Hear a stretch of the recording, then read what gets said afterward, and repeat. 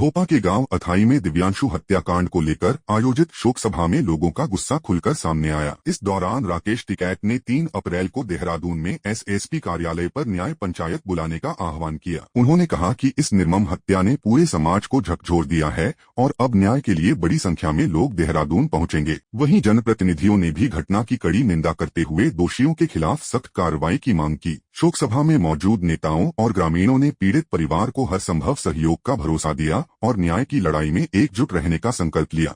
आज एक बड़ी दुखद घटना यहाँ पे है अथाई में, और जो दिव्यांशु जटराना, ये उनके बाबा जी हैं, जो देहरादून में जिस बच्चे की हत्या हुई, तो उसमें समाज ने ये फैसला लिया है कि वहां के प्रशासन से भी बात करेंगे, वहां एक मीटिंग करेंगे, क्योंकि रणबीर हत्याकांड जब हुआ तो यहाँ के लोगों ने वहां पे मीटिंग करी थी।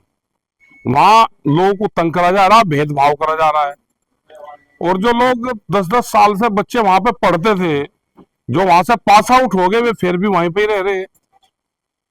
और ये इस तरह के जो झगड़े हुए हैं, जिसने हत्या करी है, जो 10-15 लड़के उसमें शामिल हैं, प्रशासन ने भी करीब 3-4 को पकड़ा है, उनकी गिरफ्तारी करे, इनके परिवार से बातचीत करके इनको आश्वस्त करे। ये एक बड़ा गंभीर मामला है और इसमें यहाँ तय करा कि 3 अप्रैल को हम सब लोग देहरादून में जाएंगे, 11-12 बजे के बीच में वहां हम पहुंच लेंगे। तो सभी लोग अपने शांतिपूर्ण तरीके से देहरादून में पहुंचेंगे। आपको जगह एसएसपी ऑफिस वो जगह रहेगी, और यहाँ की पूरी टीम भी हमारी पहले ही चली जाएगी वहां पे। हम भी 3 तारीख में हम सब लोग भी वहां पे चलेंगे। ये बेहद दुखद घटना है। एक नौजवान हमारे परिवार से कहा, और जिस बेरहमी से उसकी हत्या करी है, वो एक जंगे अपराध है। हम वहां पर चलकर अपनी बात वहां पे करेंगे, जो भी होगा प्रशासन से वहीं बातचीत करेंगे। प्रशासन के पास में अभी इतना टाइम है कि वो अपना वहां से और लोगों को भी अरेस्टिंग करे उनकी, और उसका जवाब प्रशासन 3 तारीख में ही वहां पर दे दे। धन्यवाद। मुजफ्फरनगर में उस वक्त मानवता की मिसाल देखने को मिली जब कपिल देव अग्रवाल का काफिला रुड़की रोड से गुजर रहा था और उनकी नजर सड़क पर अचेत पड़े एक व्यक्ति पर पड़ी। स्थिति को गंभीर देखते हुए मंत्री ने तुरंत अपना काफिला रुकवाया और खुद मौके पर पहुंचकर हालात का जायजा लिया। बिना देर किए उन्होंने अधिकारियों और सहयोगियों को निर्देश देते हुए घायल व्यक्ति को नजदीकी अस्पताल भिजवाया, जहां उसे प्राथमिक उपचार दिया गया। साथ ही चिकित्सकों को बेहतर इलाज के निर्देश भी दिए गए। मंत्री ने मौके पर मौजूद लोगों से जानकारी लेते हुए भविष्य में ऐसी घटनाओं में तुरंत मदद करने की अपील भी की। उनकी इस संवेदनशील पहल की मौके पर मौजूद लोगों ने सराहना की और इसे जनसेवा का सच्चा उदाहरण बताया।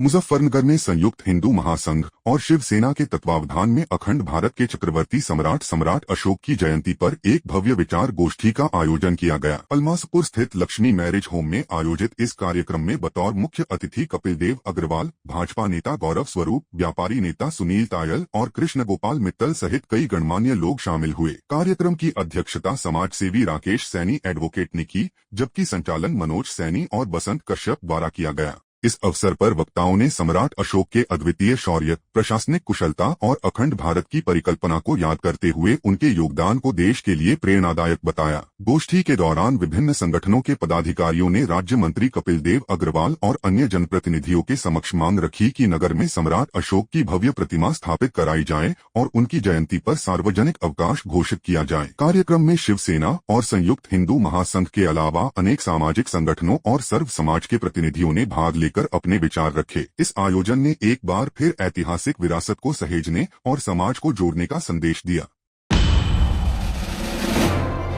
अयोध्या से रामनवमी के मौके पर एक खास तस्वीर सामने आई है, जहां बाबरी मस्जिद के पूर्व पक्षकार इकबाल अंसारी ने अपने सुरक्षाकर्मियों को भगवान राम की तस्वीर भेंट की। इस अवसर पर उन्होंने कहा कि अयोध्या एक ऐसी धार्मिक नगरी है जिसकी तुलना दुनिया में कहीं नहीं की जा सकती। रामनवमी के पावन अवसर पर पूरे शहर में खुशी और उत्साह का माहौल है। उन्होंने यह भी कहा कि इस पहल का उद्देश्य लोगों में भगवान राम के प्रति आस्था और सम्मान को बढ़ावा देना है। उनकी इस पहल को आपसी सौहार्द और भाईचारे का संदेश देने के रूप में देखा जा रहा है।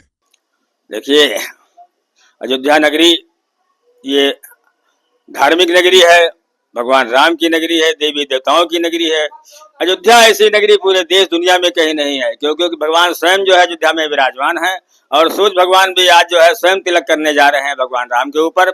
ये बड़ी खुशी की बात है, सभी खुश हैं, पूरे देशवासी खुश हैं, जो है बहुत से यात्री आए हुए हैं वो भी खुश हैं कि आज जो है साक्षात दर्शन भगवान का होगा। हमने भी भगवान राम की तस्वीर खरीद करके अपने यहाँ सुरक्षा कर्मियों को दे रखी हूँ कि कम से कम लोग जो है भगवान को अपने जो है की तस्वीर जो है भगवान की बात लोग माने और श्रद्धा के साथ लोग चलें, और देश की तरक्की जो होगी इससे अच्छी बात कोई हो ही नहीं सकती।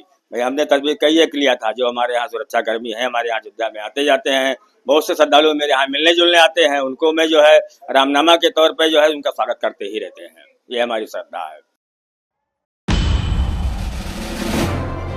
गांधीनगर में 31 मार्च को प्रस्तावित नरेंद्र मोदी के दौरे को लेकर तैयारियां जोरों पर हैं। कार्यक्रम स्थल पर प्रधानमंत्री की सभा के लिए भव्य डोम तैयार किए जा रहे हैं और प्रशासनिक अधिकारी लगातार व्यवस्थाओं का निरीक्षण कर रहे हैं। बताया जा रहा है कि पीएम मोदी इस दौरान एक आधुनिक संग्रहालय का उद्घाटन करेंगे, जिसमें जैन संस्कृति से जुड़ी अमूल्य धरोहर को प्रदर्शित किया जाएगा। यह कार्यक्रम महावीर जन्म कल्याणक के पावन अवसर पर आयोजित हो रहा है, जिसमें बड़ी संख्या में जैन समुदाय के लोगों के शामिल होने की संभावना है। प्रशासन सुरक्षा और व्यवस्था को लेकर पूरी तरह सतर्क नजर आ रहा है।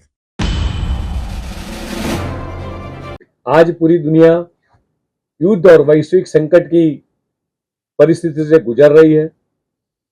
खाड़ी देशों में युद्ध की परिस्थिति के चलते ग्लोबल सप्लाई चेन के टूटने से दुनिया ऊर्जा का संकट का सामना कर रही है। ऐसे समय में कई देशों में पेट्रोल डीजल की कीमतें लगातार बढ़ रही है, लेकिन भारत में माननीय प्रधानमंत्री नरेंद्र मोदी जी के नेतृत्व में केंद्र सरकार ने आम जनता को बड़ी राहत देने का ऐतिहासिक निर्णय आज लिया है। पेट्रोल पर एक्साइज ड्यूटी को 13 रुपयों से घटाकर 3 रुपया करना और डीजल पर 10 से 0 यानी 0 करने से इस ग्लोबल संकट के बीच भी नागरिकों पर कोई भी अतिरिक्त बोझ नहीं आएगा। यह निर्णय प्रधानमंत्री श्री संवेदनशीलता और भारत की मजबूत अर्थव्यवस्था का ये प्रमाण है। जहां दुनिया के कई देश तेल की बढ़ती कीमतों के कारण रिकॉर्ड महंगाई झेल रहे हैं, वहीं मोदी सरकार ने अपने राजस्व की चिंता न करते हुए देश के उपभोक्ताओं को राहत देने से यह कदम उठाया है। मोदी जी ने वैश्विक संकट के बीच भी भारत के नागरिकों के हित में यह सर्वोपरि रखा है। हम इस निर्णय का स्वागत करते हैं और माननीय प्रधानमंत्री श्री नरेंद्र मोदी जी का आभार व्यक्त करते हैं कि जिन्होंने कठिन परिस्थितियों में भी देश की जनता के लिए हित में इतना महत्वपूर्ण और जनहितकारी फैसला लिया है। आभार। जो उत्पाद शुल्क को कम किया है, इससे देश के व्यापारियों को, आम जनता को एक बहुत बड़ी राहत मिलेगी। जब दुनिया भर में पेट्रोल और डीजल के दाम बहुत बढ़ गए हैं, हिंदुस्तान शायद एकमात्र ऐसा देश है जहां पर उत्पाद शुल्क को कम किया गया और सीधा लाभ भारत के 140 करोड़ लोगों को पहुंचाया गया। लेकिन दूसरी ओर कांग्रेस पार्टी है, जिन्होंने पूर्व में भी बार बार कांग्रेस शासित राज्यों में वैट को बढ़ाकर आम जनता पर बोझ डाला था, और उसी दिशा में कदम हिमाचल प्रदेश की कांग्रेस की सरकार 5 रुपया सेस पेट्रोल और डीजल पर लगाने के लिए एक नया कानून बनाकर उसको पारित किया है उन्होंने, और उसको लागू करने की फिराक में है। यही फर्क है नरेंद्र मोदी जी भारतीय जनता पार्टी का, जो जनता के हित में निर्णय लिए और 10 रुपया पेट्रोल और 10 रुपया डीजल पर दाम कम किए, और दूसरी ओर हिमाचल जैसे कांग्रेस शासित राज्य में जनता पर बोझ डालने का काम ये कांग्रेस की सरकार कर रही है। ये राहुल गांधी जी का खटाखट खटारा मॉडल है, जो जनता को महंगाई की मार मारता है।